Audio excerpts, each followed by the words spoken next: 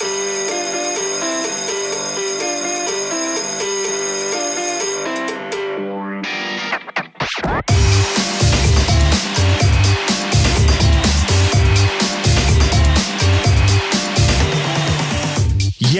Good vibes and positive energy going out to everyone listening to Showbiz University right now. When we started this podcast, who would have thought we would be 10 weeks deep? This is episode 10 of your entertainment podcast. Yes. If you've not been following Showbiz University, you should go back to Spotify, AudioMac, Google Podcast, and Apple Podcast to listen to all episodes from episode 1 straight up to episode 9 and today's episode 10. My name is King Kweku Mensah, and this is my world where we have fun, we talk about entertainment topics, and today is nothing short of that. So today I have two guests in my studios. Last week, or on episode 9, we had a conversation on raising A-list artists to meet international standards. We had a great conversation with Ball J Beats. He shared his piece on that. But on social media, someone drew my attention to another part of this conversation that Nigerians I would say we were using as yardstick for our conversation. They were capitalizing on social media a lot. So are Ghanaians doing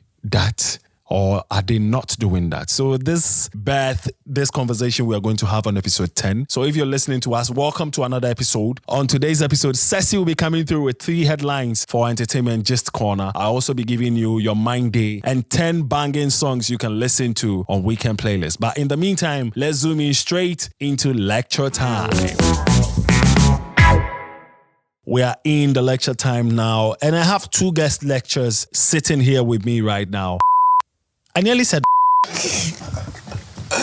on social media, he uses the name Kweku Tweets. He's a social media strategist, a very loud mouth on social media. He says everything that comes into his head, but says it diplomatically so you don't get offended. In a diplomatic way. Kweku Tweet is my guest lecture for today. Also on YouTube, there is a gentleman that does all the reviews, does everything in between. He goes by the name Darkman Papo. So Darkman Papo and Kweku Tweets are my guest lecturers for today on Showbiz University. Gentlemen, welcome to Showbiz University. Thanks, Kweku, for having me. Glad to be here. Thank you, man. So, guys, social media have been a major tool which many industries have used to propel their craft to a higher pedestal. No two ways about that. Since its inception, you see a lot of content that would have rather gone on local or traditional media, which is television, radio, and print, being moved to social media. And now, I think research says almost half of the world are on social media right now. Yes, that's the numbers. That's how huge the numbers are on social media. People who hardly watch television or listen to radio or visit the print to read anymore. They just hop on social media. And even the radio and television stations have social media handles. You bear witness with me. Most scouts and investors now rely on social media to find their next biggest talent. You can mention Sally M from Nigeria, almost all the Mavins crew, or that is what Don Jazzy made us believe, that almost all the Mavins crew were recruited on social media. Olive the Boy is doing the most on social media, and now he has Sony Music chasing after him because of one song, Good Sin. And all that, we can count a lot of it. But in Ghana, do you think our artists in Ghana are capitalizing on social media enough to push their craft to the international standards? Personally, I would say we've made use of it, but for enough, we've not done enough. There's more room for improvement. I mean, that's social media is how I found certain artists. Kojo Q, for example, when he was on the rise a few years ago, that's how I found him. Of course, there is a lot more to be done, like Kweku said, especially with support, because God knows a lot of these people need it. It's essential. Now to my main question. How can we utilize social media very well to also land on these international platforms that our Nigerian brothers and our Nigerian musicians are on? These are my opinions. Please don't come for me if you are listening to this. So I believe right now, we are exploring a whole lot. Before, it used to be just Twitter and YouTube hoping to blow back.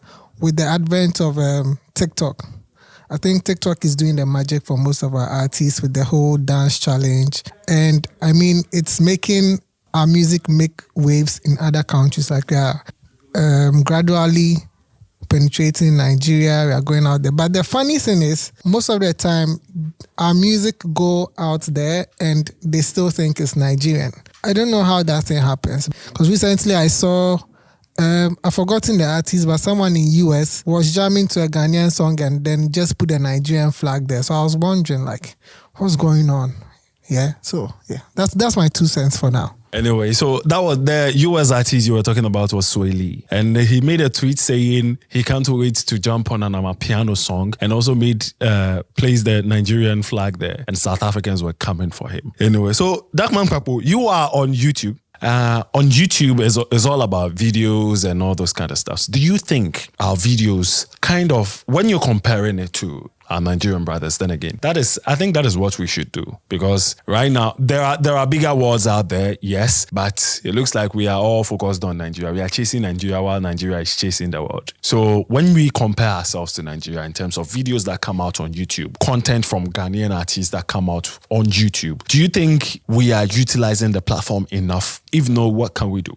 Okay, so and props to the Nigerians for this. They seem to invest a lot more than Ghanaians do. And you see it reflects in so many things, the quality of their videos, just how they approach things generally. Ghanaians, and there's no, I wouldn't say it's a knock, because, I mean, with the economy we live in, it's kind of easy to get locked in because of the circumstances you're in. But it's always about, okay, how do I minimize costs here? How do I, keep everything down and save some money for myself to handle other things? And I think a lot of that ends up hindering how good certain things can turn out. Not just with music videos, but generally with just content creation in general. The other thing, if you are looking more content and away from music, Nigerians really love to collaborate. Ghanaian content creators, I mean, a few years ago, sure, it started becoming a thing, but it's kind of gone back to, okay, everyone's kind of in their corner doing their own thing. No one's really willing to reach out to people, all that. So, yeah, I think it's not like there's different playing fields. We're all in Africa. We practically have just about the same circumstances, but they do way more than we do, I think. Let me come to Kweku. If Bakbo is saying we are literally doing the same thing, how is it that Nigerians are seen more out there? Like, they are in our faces, and we doing literally the same thing. We are virtually nowhere. So the first thing I'll say is numbers count here. If you look at the market Nigerians have, it's huge. So the little that they do with the little push, they kind of get the numbers. With the little push, I think their content is seen, and I believe they are very deliberate with pushing their stuff. They are very, very deliberate. I would say sometimes it's my try, my way. Like, make a try, see if you go job. So I think with that, when we are deliberate, I think our content will be seen out there. The Matra and Makwe thing hits me because I did that very early on when I didn't know what I was doing with my personal YouTube career. Basically also hammers on what I was saying in the beginning about support being very essential. I don't know if I should share this. I've already started, so I might as well share the story. So when I started my channel, at least for me, and a lot of people can relate to this, you tend to reach out to family, friends, people, to get the initial traction. And I remember very distinctly, I don't even know if I should call this person a friend now, but this person literally asked me, okay, so what will you be doing on this channel you are creating? Like, oh, I'll be doing this, this, and that. Like, okay, how about you post one video and then at that point I just turned off, and that, as small of an incident as that is, that tends to represent the larger picture and how Ghanaians, I think about these things. They're like, oh, what's this person doing? They want you to blow up first, basically, before they come and support. It's not about, oh, okay, there's potential here. It's like, oh, okay, he's made, let me check. Okay, he's actually good. Go ahead. So it doesn't really, at least that's what I think. I could be wrong, but. What can we do? Like, you said numbers, you said content wise, you've said a lot of things, but looking at Ghanaian artists, what can we do on social media right? Maybe A, B, C, D. if we follow this plan well and add our own skill to it, maybe in the next 4 or 5 years from now, we too will be known globally, Kanketsi social media or via social media, and we too will be called on to maybe perform at or headline at this event, or we will be seen for this award internationally and all that. I might not know the kind of people they have in their team, right? But if we are supposed to use social media, we are supposed to be very strategic about it. Look at the kind of content we put on which platform and what works where. You know, sometimes the content you might share on Instagram might not work on Twitter or Facebook. So I think the strategy should be something that they should look at, the kind of content they also put out. And they should be original on social media, because people like to see the different sides of artists. You know, it pushes their content. That's what I would say. He did mention team, but do you think Ghanaian artists really have a social media team that handles their stuff? Ghanaian entertainers, do you think they have social media team that handles their stuff? Almost all of them. I know a couple who do, but what's your opinion? You know, it's interesting that you'd mentioned the team thing, because to be honest, I wouldn't. If you are looking the music space, then sure, there would be teams. But for individuals on their own, maybe now starting out, they probably don't have that, and chances are they probably don't know what they are doing as well. So, you know, it takes a level of education to succeed, and it comes from, as Kweku said earlier, you have to be very deliberate about what you're doing. At least have a plan. It may not work, but at least to show you what works and what doesn't. It would also kind of harken back to the whole matrai makwe kind of thing, but at the same time, it's a process. It's a creative process. You're not always going to get everything right. And in creating and developing whatever art form you may be in music, be it content creation, you are going to grow, and you're always going to learn from what you're doing. So yeah, that's how I really see it. Guys, thank you so much for spending time with us on Lecture Time. All right, so you can find both on Kweku Tweets on all social media handles. That's Instagram, Facebook, Twitter, Threads, as well as Darkman Pakbo, Instagram, Facebook, Twitter, Threads, and TikTok as well. Anyway, guys, thank you. Before you go, what's your advice to artists or entertainers who are listening to Showbiz University right now? What's your advice? What's one thing you would tell them about social media? The golden rule. So what I'll tell the artist, if you don't have a team, kind of build a team and put someone in charge of your socials. I mean, someone who has knowledge about how to sell you online, because maybe someone who's doing it out there might not know how it works online. So have a team. I would say be confident in yourself and in your abilities to create whatever you are creating. At the same time, make sure to take advice from people. That's very essential. And you never know who's watching. And you never know who's listening to you guys right now on Showbiz University, episode 10. So guys, make sure you hit them up on social media if you need more advice on how to use the place that you are hitting them at. Anyway, guys, so that's all we have for you on Lecture Time. You heard the voice of Kweku Tweet and you heard the voice of Darkman Pakbo. Ceci is here to bring us 3 trending headlines in the entertainment industry. Let's go. Guys, this is Ceci and I'm bringing you the 3 hot entertainment story for the week. Congratulations to Black Sherif, Kamido and Jackie. They have been nominated for the 2023 Headies Awards. The 3 Ghanaian musicians have been nominated for 2023 Headies Awards in Nigeria. The music stars have been nominated in this category of Best West African Artist of the Year alongside the therapists from Nigeria. Congratulations to our artists. My second story for the week is Perfect Match Extra. Last week Sunday on the 9th of July was the grand finale, and Grace and Babelino won 50,000 Ghana cedis. They took that money all to the house. Congratulations to all of them. A brand new season of Ghana's Most Beautiful is here, and we start off with a special homecoming episode featuring our past queen this Sunday. Make a date with us at 8 p.m. on TV3 as we catch up with the past queens of Ghana's Most Beautiful. They're going to tell us what they've been doing for the past 8 months ever since they won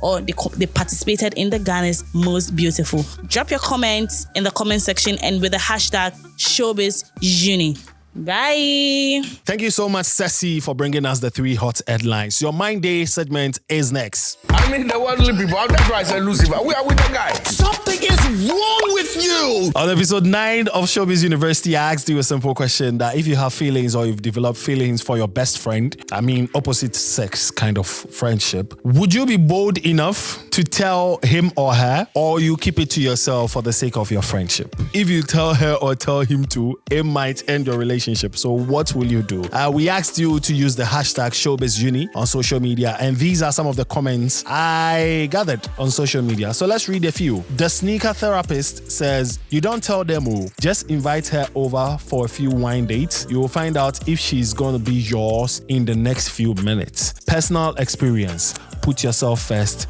Trust no one. Okay. I am Jose says, say it and be free, dear. Kofi Jeremiah Kwashi, Kofi_Jeremiah_Kwashi says, I won't slack. Say it and be free, but first I will have to analyze the feeling. Okay.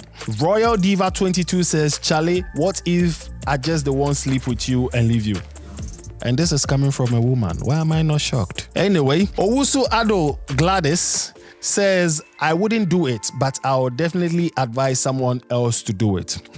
Anyway, let's read some few more comments, then I ask you the question for your Mind Day. BB Prissy says, voice it out if you're really sure about your feelings. Ramel says, it depends. If you know it is going to bring violence, please don't. If not, say it and be free. But one thing I've learned is some friendships should remain just that, no matter how you feel. Question for your Mind Day for today. I'm asking you that, what killed your feelings for someone you were madly in love with? So make sure you share your comment or your opinion on this. What killed your feelings for someone you were madly in love with? Use the hashtag ShowbizUni and I'll find you and read your comments on episode 11 of Showbiz University. Weekend playlist is up next.